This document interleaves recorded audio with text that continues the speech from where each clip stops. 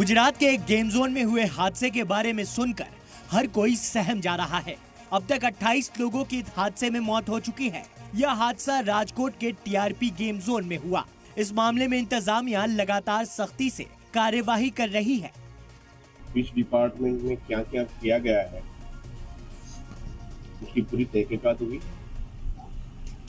और क्या कौन जिम्मेदार है, क्या गलतियां हुई है, फ्यूचर में ऐसा बनाव नहीं बने उसके लिए क्या करना चाहिए, ये सारी चीजों को हम पूरी तह तक जाके उसकी पूरी तहकीकात करेंगे।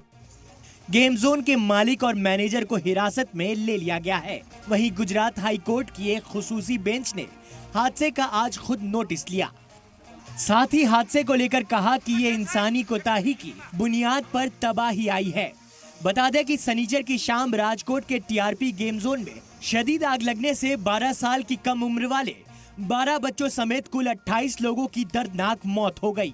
लाश पूरी तरह से जल चुके हैं। ऐसे में उनकी पहचान करना तक मुश्किल है। अफसरान के मुताबिक गेम जोन से अंदर बाहर जाने का एक ही रास्ता था। वहीं फायर डिपार्टमेंट से एनओसी भी नहीं ली गई थी। चश्मदीद के मुताबिक कालावाड़ रोड में वाक़ इस गेम जोन में वीकेंड की वजह से 500 रुपए का टिकट 99 रुपए में दिया जा रहा था, इसलिए भीड़ ज्यादा थी।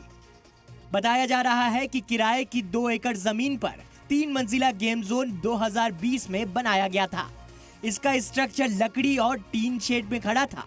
कई जगह रिपेयरिंग और रेनोवेशन का काम भी चल रहा था। एक जगह सीढ़ी पर वेल्डिंग के दौरान निकली चिंगारी से ब्लास्ट हुआ और आसपास आग लग गई। सवाल ये है कि आग तेजी से क्यों फैली। कहा जा रहा है कि गेम जोन का डोम कपड़े और फाइबर से बना था। स्ट्रक्चर लकड़ी, टीन और थर्मोकोल शीट से बनाया गया था। फर्श पर भी रबर, रेक्सीन और थर्मोकोल लगा था। इसके अलावा गेम जोन में 2000 लीटर डीजल और 1500 लीटर पेट्रोल भी स्टोर किया गया था, इसलिए आग कुछ मिनटों में ही तेजी से फैल गई। बहरहाल हादसे की जांच चल रही है। एसआईटी तश्कील दे दी गई है। मुआवजे का ऐलान भी कर दिया गया है। लेकिन सबसे बड़ा सवाल ये है कि इतने बड़े एरिया में फैले गेमिंग जोन ने फायर डिपार्टमेंट से एनओसी क्यों नहीं ली थी और उस पर 2020 से पर्दा कैसे पड़ा रहा। ब्यूरो रिपोर्ट, सलाम टीवी।